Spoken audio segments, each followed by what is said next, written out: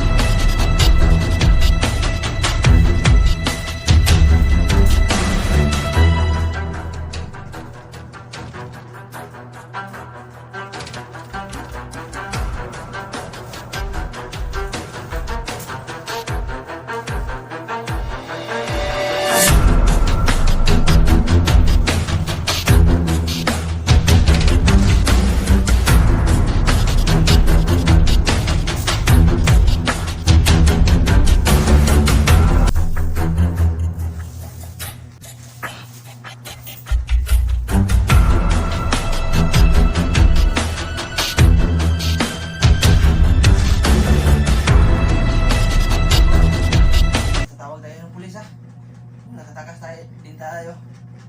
So, sir, kidnap ako. Pero buti na lang, nakatakas ako. Yan. Parang ano po, challenge namin to eh. Kaya yun, natalo ako. And then, may kakainin ako, sir. Po yung challenge namin, sir eh. Yan po, sir. So, yun guys, no, natalo po ako kasi, yun, time na po sa 5 minutes po. So, may challenge pala kami, may at saka may twist. So, ito po yung nag-request, sili. Yan, sili. At itlog. Ito po yung dalawa. So, pipiliin ko sa kanila is ito na lang, itlog.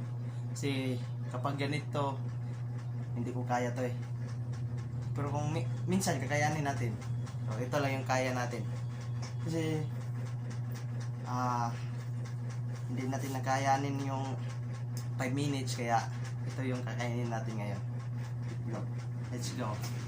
Yung challenge. Challenge pala, ako lang mag-isa kasi yung my labs ko hindi niya kaya. Yan po. No? Para siyang balot.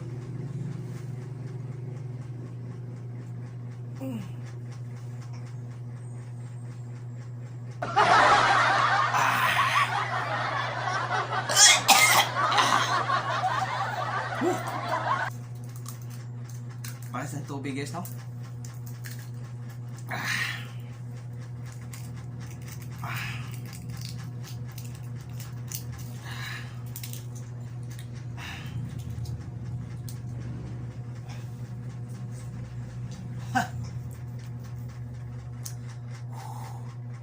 Ito yung huli guys.